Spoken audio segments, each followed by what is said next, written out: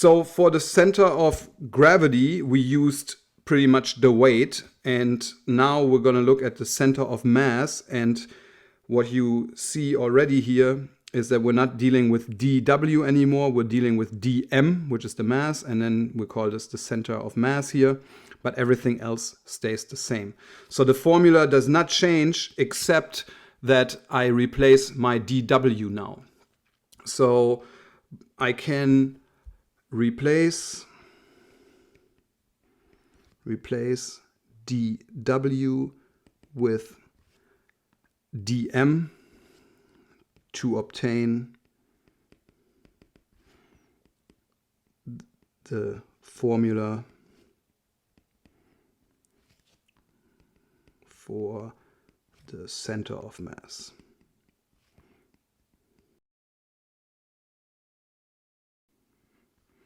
In other words, all I need to do now is rewrite my equations. So for example, if I want to find x bar through the center of mass, then I use the integration of x tilde dm divided by the integration dm. And same is true for y bar, which would be equal to the integration of y tilde dm divided by the integration of dm. And last but not least, z bar would be equal to the integration of z tilde dm divided by the integration of dm. And so once again, you only need to learn really one formula here. You just need to know how to use it and when with which components. Let's talk one last time about the picture here. So entire potato, the center of mass here has only one distance, x bar, whereas the individual small element, the small mass element, exists many times and therefore has many x tildes. Let us, before we move on, conclude, or I guess reiterate, that the center of gravity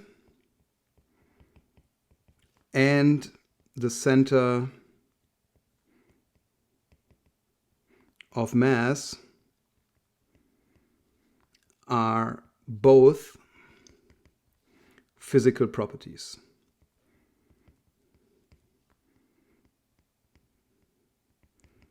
So these depend on what the potato is made from, right? So it's very important to classify this for now, that it's a physical property and it depends on what the potato is consistent of. So if you have a potato that is more dense, it has a different behavior than a potato that is a little bit less dense, or even worse, if you have a potato that has different densities throughout, then you have to be very careful with this. Don't get me wrong, in this class we are not dealing with those different densities, but to understand that the center of gravity and the center of mass are physical, it's important to understand that those are properties that depend on the material that makes up the potato.